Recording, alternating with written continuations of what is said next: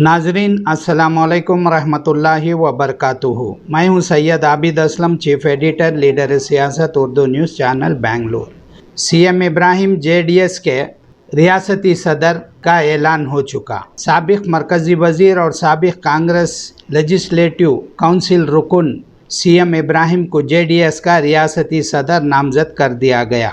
मौजूदा सदर कुमारस्वामी को जेडीएस पार्लिमानी बोर्ड का चेयरमैन बनाया गया है।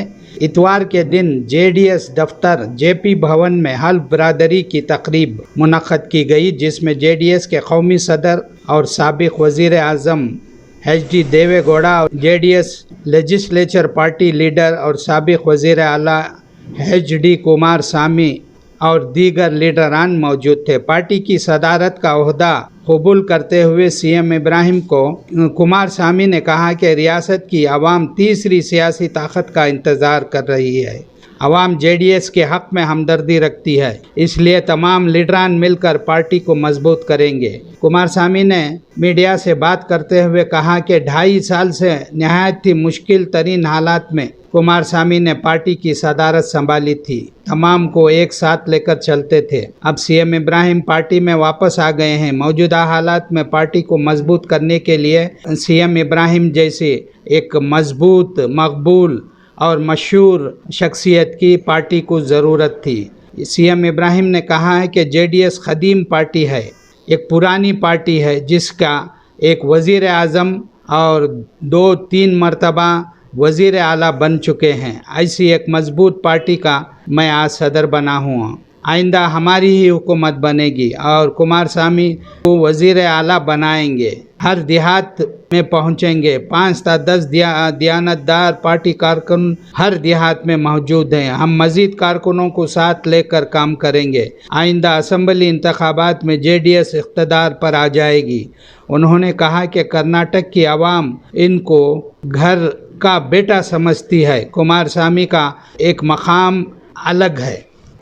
इस मौके पर एचडी देवे गौड़ा ने कहा कि पार्टी पर यह इल्ज़ाम है कि वो सिर्फ एक ही ख़ानदान या एक ही तबके की पार्टी है। अगर एक ही ख़ानदान या एक ही तबके की सियासी पार्टी होती तो एक मुसलमान सीएम इब्राहिम को पार्टी का रियासती सदर कभी ना बनाती। पार्टी में मुसलमान रहनुमाओं की एक बड़ी तादाद है, जिसमें ज़फ़रुल्लाह खान, नबी, बीएम फारूक सब शामिल हैं।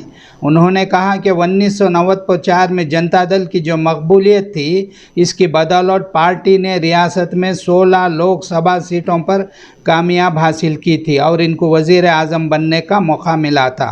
इस वक्त उन्होंने सीएम इब्राहिम को मरकज़ी वज़ीर बनाया। एचडी देवे गौड़ा ने मज़ीद कहा कि सीएम इब्राहिम पार्टी की सदारत की हैसियत, सदर की हैसियत से तमाम तबक़ात को एतमाद में लेकर काम करेंगे और रियासत में पार्टी को पहले से ज़्यादा मजबूत करने के लिए काम करेंगे। देवे गौड़ा ने कहा कि वो खामोश भी नहीं बैठेंगे और बल्कि पार्टी को मजबूत करने के लिए मुसलसल मेहनत, कोशिश, जद्दोजहद करते रहेंगे। उन्होंने कहा कि अगले माह बेंगलुरु में 2.5 लाख से भी ज़्यादा लोगों को जमा करके एक बहुत बड़ा जलसे आम किया जाएगा। इस मौके पर कुमारस्वामी ने कहा कि 30 या 40 सीटों पर कामयाबी हासिल करना जनता दल एस के लिए कभी भी मुश्किल नहीं रहा। अब सीएम इब्राहिम पार्टी की में शमूलियत अख्तियार कर चुके हैं। इनको रियासती सदर बनाया गया है, इसका ऐलान हो चुका है। इनकी तरफ से जल्दी ही रियासत भर का दौरा करके मकामी सतह पर पार्टी को मजबूत करने की पूरी कोशिश की जाएगी। उन्होंने कहा कि जेडीएस का मकसद अपने दम पर रियासत के इक़्तिदार पर आकर रियासत के मफादात की खुलकर हिफाजत करना है। उन्होंने कहा कि जनता जल धारे के नाम पर एक कामयाब प्रोग्राम चलाया जा रहा है। 8 मई तक ये जारी रहेगा। कांग्रेस सिर्फ कमीशन के मामले को लेकर मैदान में उतरी है, कमीशन के मुद्दे को लेकर वो बात कर रही है, मगर जेडीएस रियासत में अमनो अमान, भाईचारगी, फ़िरका वाराना हम आहंगी कायम करने के मामले को लेकर मैदान में आए ही है। कुमारस्वामी ने कहा कि बीजेपी और कांग्रेस ये हरगिज़ नहीं चाहते कि आवाम को जिन मसाइल का सामना है इनको सुलझाया जाए।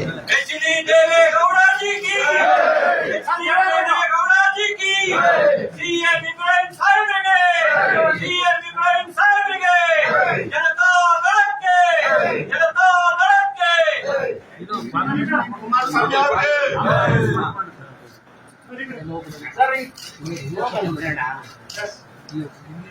ಇನ್ನೊಂದು ಮಹತ್ವದ ಜವಾಬ್ದಾರಿ ನಮ್ಮ ಇದುವರೆಗೆ ರಾಜ್ಯದ ಅಧ್ಯಕ್ಷರಾಗಿ ಕಾರ್ಯನಿರ್ವಹಣೆ ಮಾಡಿದಂತಹ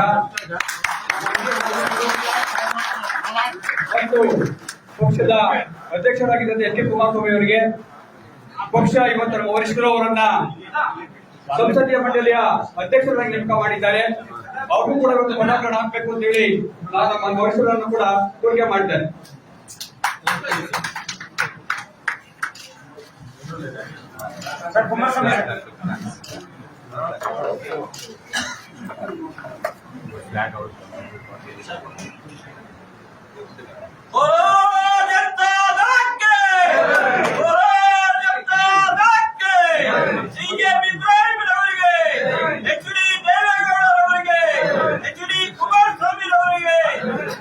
ಈಗ ಎಚ್ ಕೆ ಕುಮಾರಸ್ವಾಮಿ ಅವರು ಪಾರ್ಲಿಮೆಂಟರಿ ಬೋರ್ಡಿನ ಅಧ್ಯಕ್ಷರನ್ನಾಗಿ ಪದಗ್ರಹಣ ಮಾಡಿದ್ದಾರೆ.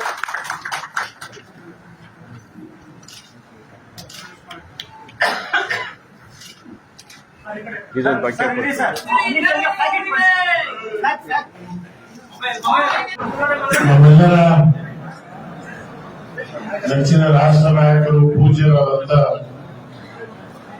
ಸನ್ಮಾನ್ಯ ಶ್ರೀ ದೇವೇಗೌಡರ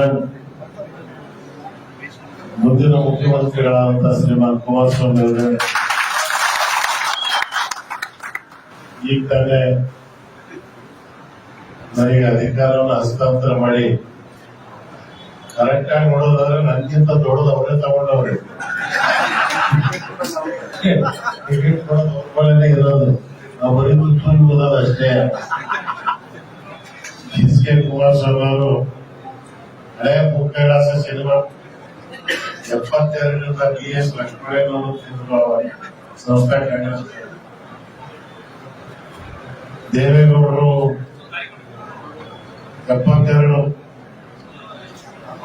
ಎಲ್ಲ ಇದ್ರು ಪುಸ್ತಕಗಳು ಅನೇಕ ಜನ ತೀರ್ಕೊಂಡು ಯಾರು ಓದಿಲ್ಲ.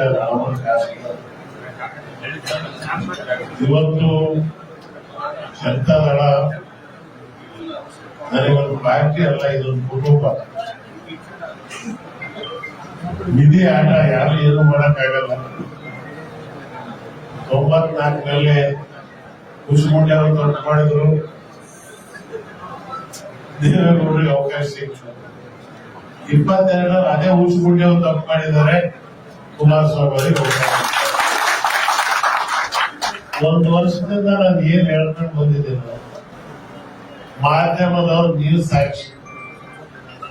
ನಾನು ಇವತ್ತವ್ರಿಗೆ ಹೇಳಿದ್ ಒಂದು ಮಾತು ಸುಳ್ಳಾಗಿದೆ. ಇನ್ನೊಂದು ಹೇಳ್ತೇನೆ, ಇವತ್ತು 4ನೇ ತಾರೀಕು ಮುಗಿಲಿ, ಅದೇನು ಜಲ ಬರ್ತಾ ಇದೆಯಲ್ಲ, ಮಹಾಲಿಂಗನ ಅಭಿಷೇಕ ಆಗುತ್ತೆ. ಆ ಜಲದಿಂದ ಹರ ಹರ ಮಹಾದೇವ ಅಂತ ಜನ ಎದ್ದು ಕೂತಾರೆ.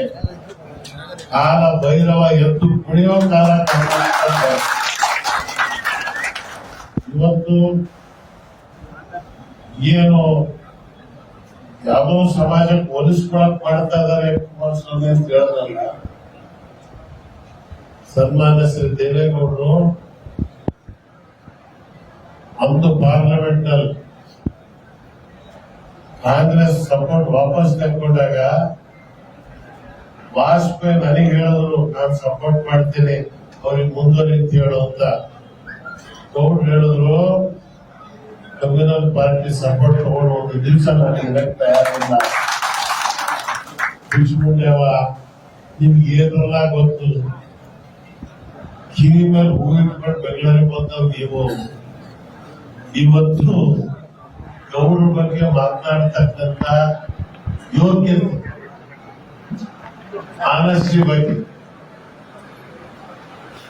ರಾಜ್ಯದ ಜನತೆಯ ಬಗ್ಗೆ ನನಗೆ ಒಂದೇ ಒಂದು ಸಂತೋಷ.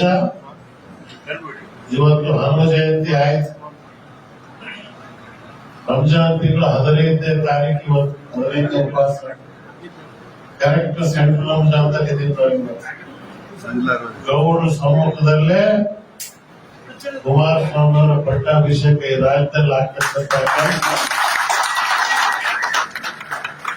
ರಾಜ್ಯದ ಜನ ಮಾಡ್ತಾರೆ. ಅಧಿಕಾರಕ್ಕಾಗೆಲ್ಲ 6.5 ಕೋಟಿ ಜನ ಏನು ದೇವೇಗೌಡರು ಪ್ರಧಾನಮಂತ್ರಿ ಇದ್ದಾಗ ಹುಬ್ಬಳ್ಳಿ ಸುಡ್ತಾ ಇತ್ತು. ಆ ಈದ್ಗಾ ಮೈದಾನ ನನ್ನ ತಾಯಿ ಭಾರತ ಮಾತೆಯ ಧ್ವಜವನ್ನು ಅವತ್ತು ನಾವು ಹಾರಿಸಿದ್ವಿ. ಕೋಟಿಗೆ ಯಾಕೆ ಮಾಡಿದ್ವ? ಇಲ್ಲ. ಹಿಂದೂ ಮುಸಲ್ಮಾನರು ಒಂದು ತಾಯಿಯ ಮಕ್ಕಳಂತೆ ಬಾಳಬೇಕು ಓಟಿಗಾಗಿ ರಾಷ್ಟ್ರಕವಿ ಪುಟ್ಟಪ್ಪನವರು ಹೇಳಿದ್ರ? ಇಲ್ಲ. ಸರ್ವರಿಗೂ ಸಮಪಾಲು, ಸರ್ವರಿಗೂ ಸಮಬಾಳು, ಸಮಗಾರ ಹರಣಯ್ಯ, ಮಾದನ ಚೆನ್ನಯ್ಯ, ಅವನಮ್ಮ ಅಣ್ಣಯ್ಯ, ಓ ಎಂದು ಕರೆಯಲಿ ಕೂಡಲ ಸಂಗಯ್ಯ. ಬಸವಣ್ಣ ಕೂಗಿದ್ರು, ಓಟಿಗೆ ಯಾಕೆ ಕೂಗಿದ್ರ? ಸರ್ವಜ್ಞರು ಪರಿವರ್ತನೆ ಯಾಕೆ ಮಾಡಿದ್ರು? ಓಟಿಗೆ ಯಾಕೆ ಮಾಡಿದ್ರ? ಇವರಿಗಿರೋ ಬರೀ ಕನಸು ಓಟು.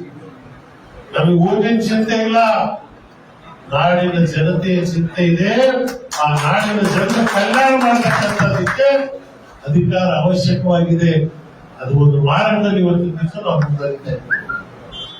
ಇವತ್ತು ವೇದಿಕೆ ಮೇಲೆ ನಬಿ ಸಾಹೇಬರು, ಜಫರುಲ್ಲಾ ಖಾನ್ ಅವರು, ಬಂಡಪ್ಪಣ್ಣವರು, ನಮ್ಮ ಶೆಟ್ರು, ಫಾರೂಕ್ ಅವರು, ನಮ್ಮ ಕೃಷ್ಣಾರೆಡ್ಡಿ ಚಿಂತಾಮಣಿ MLA ಅವರು, ಇನ್ನೂ ಅನೇಕ ಜನ ಈ ಪಾರ್ಟಿಗೆ ತರಬೇಕಾಗಿದೆ. ನಾವು ಯಾವತ್ತೂ ದೊಡ್ಡ ಮನಸ್ಸು ಮಾಡಬೇಕು. ಮನಸ್ಸು ವಿಶಾಲವಾಗಿದ್ರೇನೆ ಪಕ್ಷ ಬೆಳೆಯಕ್ ಸಾಧ್ಯ. ಆಮೇಲೆ ಶಿಸ್ತು ಭಾರಿ ಇಂಪಾರ್ಟೆಂಟ್. 4ನೇ ತಾರೀಕು ಆದ್ಮೇಲೆ ಫಸ್ಟ್ ಸಭೆ ಬಸವಣ್ಣ ಬಾಗೇವಾಡಿಯಲ್ಲಿ, ಎಲ್ಲಿ ಬಸವಣ್ಣ ಹುಟ್ಟಿದ್ದು ಅಲ್ಲಿ ಫಸ್ಟ್ ಸಭೆ ಮಾಡಿ, 2ನೇ ಸಭೆ ಬಸವ ಕಲ್ಯಾಣದಲ್ಲಿ. ಬಸವಣ್ಣನ ಜನ್ಮಭೂಮಿ, ಬಸವಣ್ಣನ ಕರ್ಮಭೂಮಿ. ಅದು ಮುಗಿಸ್ಕೊಂಡು ರಾಜಾಬಂದ ನವಾಜ್ ಗುಲ್ಬರ್ಗ ದರ್ಗಾಕ್ಕೆ ಬಂದು ಅಲ್ಲಿಂದ ಕೆಲಸ ಶುರು ಮಾಡಿದ್ರೆ ಎಲೆಕ್ಷನ್ ಮುಗಿಯುವವರೆಗೂ ನಾನು ಕೂರೋದಿಲ್ಲ. ಜನ ಬಂದಿದೆ. ರಾತ್ರಿ ನನ್ನ ಕಾಲೇಜಲ್ಲಿ ಸವಲತ್ತಿಂದ ಸಭೆ ಶುರು. ನಾವು ನನಗೆ ಎಲೆಕ್ಕೆ ಹಾಕ್ಬಿಡ್ಬೇಕು, ಏನ್ ಬಿಟ್ಟು ಶೆಟ್ಕಾಗಲಿ ಸಿಕ್ಕಿದ್ರು ಚಂದ ಅಕ್ಕಿ ನೋಡೋಣ ಅಂತ ಹೇಳ್ತಕ್ಕಂಥವ್ರು ಇವತ್ತು ಈ ಕ್ಯಾಮ್ರಾದವ್ರು ನಿಮ್ ಹಿಂದೆ ಫಸ್ಟ್ ಟೈಮ್ ಬೆಂಗಳೂರು ನಗರದ ಎಲ್ಲ ಮಸೀದಿ ಗುರುಗಳು ಬಂದು ಕೂತಿದ್ರು. ಇವತ್ತು ಪ್ರಾರ್ಥನೆ ಮಾಡಿ ಹೋಗಿದ್ದಾರೆ ಅವರು. ಯಾಕಂದ್ರೆ ನೀವೆಲ್ಲ ಮುಂದಾಗ್ಬಿಟ್ರೆ ಇನ್ನು ತೋರ್ಸಕ್ ಆಗಲ್ಲ. ಎಲ್ಲರಿಗಿಂತ ಜಾಸ್ತಿ ನನ್ನ ಕೈ ಮುಗಿದು ಪ್ರಾರ್ಥನೆ ಮಾಡ್ತಕ್ಕಂಥದ್ದು ಮಾಧ್ಯಮ. ಯಾರು ನಮ್ಮನ್ನು ಕೈ ಬಿಟ್ರು ನೀವು ನಮ್ಮನ್ನು ಕೈ ಬಿಡಬೇಡಿ. ನೀವೇ ನಮಗೆ ಪ್ರಜಾಪ್ರಭುತ್ವದ ಶಕ್ತಿ. ನಮಗೆ ದುಡ್ಡಿಲ್ಲ, ಕಾಸಿಲ್ಲ, ನಮ್ಮ ಹತ್ರ ಹಣ ಇಲ್ಲ. ಕಷ್ಟ ಕಾಲದಲ್ಲಿ ಇವತ್ತು ಒಂದು ಕಡೆ ಬಿಜೆಪಿ, ಒಂದ್ ಕಡೆ ಕಾಂಗ್ರೆಸ್, ಇನ್ಮೇಲೆ ಅವ್ರ ಅನೇಕ ನಮ್ಮ ಜನರು ಕೇಳಕ್ ಶುರು ಮಾಡ್ತಾರೆ. ಈ ಪಾರ್ಟಿಯನ್ನು ಹೊಳಿತಕ್ಕಂಥದಕ್ಕೆ ಪ್ರಯತ್ನ ಪಡ್ತಾರೆ. ಅವ್ರಿಗೆ ಶುರುವಾಗಿದೆ. ಈಗ ನಾವೇನ್ ಮಾಡ್ತೀವಿ ಅಂತ ಅವ್ರಿಗೆ ಗೊತ್ತಿದೆ. ಅವ್ರು ಯಾರಿಗೆ ಬೇಕಾದ್ರೂ ತಗೊಂಡೋಗ್ಲಿ, ಒಬ್ಬರಿಗೆ ತಗೊಂಡ್ರೆ 10 ಜನ ಕೊಡಿಸುವ ಶಕ್ತಿ ಇವತ್ತು ಜನತಾದಳಕ್ಕೆ ಈ ರಾಜ್ಯದಲ್ಲಿ ಇದೆ ಅಂತ ಮಾತನ್ನ ಈ ಸಂದರ್ಭದಲ್ಲಿ ಹೇಳಿ, ನಾನು ಇವತ್ತು ಕರ್ನಾಟಕ ರಾಜ್ಯದಲ್ಲಿ ಅನೇಕ ಜನ ನಾಳೆಯಿಂದ ನೀವು ನೋಡಬಹುದು ಎಲ್ಲಾ ಕಡೆ ಪ್ರೆಸ್ ಕಾನ್ಫರೆನ್ಸ್ ಗಳು ಶುರುವಾಗಿ ಇವತ್ತು ಜನತಾದಳ ಸೇರ್ಪಡೆ ಆಗ್ತಕ್ಕಂಥದಕ್ಕೆ ಜಿಲ್ಲೆಗಳಲ್ಲಿ ಶುರು ಆಗುತ್ತೆ. ಮತ್ತು ದೊಡ್ಡವ್ರ ಜೊತೆಯಲ್ಲಿ, ಕುಮಾರಸ್ವಾಮಿ ಜೊತೆಲೂ ಕೂಡ ಮಾತಾಡಿ ಎಲ್ಲೆಲ್ಲಿ ಶಕ್ತವಾಗಿ ಹೋರಾಟ ಮಾಡತಕ್ಕಂಥ ಜನರಲ್ ಸೆಕ್ರೆಟರಿಗಳ ಶಕ್ತವಾಗಿ ತಿರುಗಾಡ್ತಕ್ಕಂಥ ವೈಸ್ ಪ್ರೆಸಿಡೆಂಟ್ಗಳು ಬೇಕು, ಆರ್ಗನೈಸಿಂಗ್ ಸೆಕ್ರೆಟರಿಗಳು ಬೇಕು. ಇವತ್ತೇನು ಹಿಂದುಳಿದ ವರ್ಗ, ದಲಿತ ವರ್ಗ ಇವತ್ತಿನ ದಿವಸ ಏನಾದ್ರೂ ಮಾಡಿದ್ರೆ ಈ ರಾಜ್ಯದಲ್ಲಿ ಶ್ರೀಮಾನ್ ದೇವೇಗೌಡರು ಮುಖ್ಯಮಂತ್ರಿ ಇದ್ದಾಗ ಏನು ಕಾರ್ಯಕ್ರಮಗಳು ಕೊಟ್ಟಿದ್ವು 94, 95ರಲ್ಲಿ, ಅದನ್ನ ತೆಗೆದು ನೋಡಿ ಅದನ್ನೇ ನಾವು ಸ್ಟಾರ್ಟ್ ಮಾಡಿದ್ರೆ ಸಾಕು. ಈ ರಾಜ್ಯ ಒಂದು ಶಕ್ತಿಯುತವಾದಂತ ಸ್ಥಾನಕ್ಕೆ ತಗೊಂಡೋಗ್ಬೋದು. ಕನ್ನಡ ನಾಡು, ಕನ್ನಡ ಸಂಸ್ಕೃತಿ, ನಮ್ಮ ನಾಡು, ನಮ್ಮ ಜನ, ಇದನ್ನು ಉಳಿಸ್ಬೇಕಾದ್ರೆ ಎರಡೂ ರಾಷ್ಟ್ರೀಯ ಪಕ್ಷಕ್ಕಿಂತ ಆಗೋದಿಲ್ಲ. ಬಿಜೆಪಿ ಕೈಯಿಂದನೂ ಆಗಲ್ಲ, ಕಾಂಗ್ರೆಸ್ ಕೈಯಿಂದನೂ ಆಗಲ್ಲ. ಯಾರಾದ್ರೂ ಹೋರಾಟ ಮಾಡ್ಬೇಕಾದ್ರೆ ನಾನು ಮೊನ್ನೆ ರಾಮನಗರದಲ್ಲಿ ಭಾಷಣ ಮಾಡ್ತಾ ಹೇಳಿದೆ, ಆಂಧ್ರದ ಸಿಎಂ ಚಂದ್ರಬಾಬು ನಾಯ್ಡು ಅಪ್ಪರ್ ಕೃಷ್ಣ ಕಟ್ಟೆ ಮೇಲೆ ಎತ್ತೋದಕ್ಕೆ ವಿರೋಧ ಮಾಡಿ ನಾನು ನಮ್ಮ ಬೆಂಬಲವನ್ನು ವಾಪಸ್ ತಗೊಳ್ತೀನಿ, ನೀವು ನಮ್ಮ ರಾಜ್ಯಕ್ಕೆ ಹಾಳು ಮಾಡ್ತಾರ ಅಂತ ಹೇಳಿದಾಗ ದೇವೇಗೌಡರು ಒಂದೇ ಮಾತು ಹೇಳಿದ್ರು, ನನ್ನ ನಾಡಿನ ರೈತರ ಸಲುವಾಗಿ ನೀರು ಅವ್ರ ಬಾಯ ಮಣ್ಣಾಕಿ ನಿನ್ನ ಪ್ರಧಾನಮಂತ್ರಿ ಪಟ್ಟ ನನಗೆ ಬೇಕಾಗಿಲ್ಲ, ನಾಳೆ ರಾಜೀನಾಮೆ ಕೊಟ್ಟು ಬರೋಕ್ ತಯಾರಾಗಿದ್ದೀನಿ ದೇವೇಗೌಡರು. ಅವಾಗ ಶರದ್ ಯಾದವ್ ನನಗೆ ಕರೆದು ಏನಾದ್ರು ಮಾಡಿ ಹೇಳಪ್ಪ, ಈ ದೇವೇಗೌಡರಿಗೆ ಪಾನಿ ಹೀಗೆ ಇದೆ ನೀರು ಅಂತ ಹೇಳಿದ್ರೆ ಅವ್ರು ಎಲ್ಲೋ ಬಾಯಿಗೆ ಅವರು ಚಂದ್ರಬಾಬು ನಾಯ್ಡು ತಲೆ ಕೆಡಿಸ್ಬಿಟ್ಟಿದ್ದಾರೆ. ಗೌಡ್ರಲ್ಲಿ ಕಾಂಪ್ರಮೈಸ್ ಆಗಿಲ್ಲ. ಈ ಚಾಯಮಾನದಲ್ಲಿ ಅವ್ರ ಕೈ ಕೆಳಗೆ ಬೆಳೆದಿರ್ತಕ್ಕಂಥವ್ರು ನಾವು.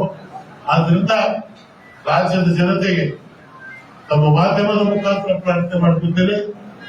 ಇವನಾರವ ಎನಿಸಿದರಯ್ಯ ಹ್ಯಾಕ್ 95ರಲ್ಲಿ ಆಶೀರ್ವಾದ ಮಾಡಿದ್ರು ಅದೇ ರೀತಿ ಆಶೀರ್ವಾದ ಮಾಡಿ ಅಂತೇಳಿ ಎಲ್ಲ ಸಮಸ್ತ 6.5 ಕೋಟಿ ಕರ್ನಾಟಕದ ಜನರಿಗೆ ಹಿರಿಯರ ಪಾದ ತಮ್ಮ ಮುಖಾಂತರ ನನ್ನ ನಮಸ್ಕಾರವನ್ನು ತಿಳಿಸ್ತಾ, ಇವತ್ತು ಈ ಏನು ಜೋಳಿಗೆಯನ್ನ ಅಧಿಕಾರ ತಗೊಂಡಿದ್ದಲ್ಲ, ನಾನು ಕಂತಿ ಭಿಕ್ಷೆ ಜೋಳಿಗೆ ಹಾಕೊಂಡಿದ್ದೀನಿ. ಕಂತಿ ಭಿಕ್ಷೆ ಜೋಳಿಗೆಯನ್ನ ಇವತ್ತು ತಗೊಂಡು ಆರಾಮ ಆದೇವ ಅಂತೇಳಿ ಬೇಡೋ ಜಗಮರ ಹೊರಟಕ್ಕೆ ನಾವು ಹೊರಡ್ತೇವೆ. ನಿಮ್ಮೆಲ್ಲರಿಗೂ ನಮಸ್ಕಾರ. ಜೈ ಹಿಂದ್, ಜೈ ಕರ್ನಾಟಕ.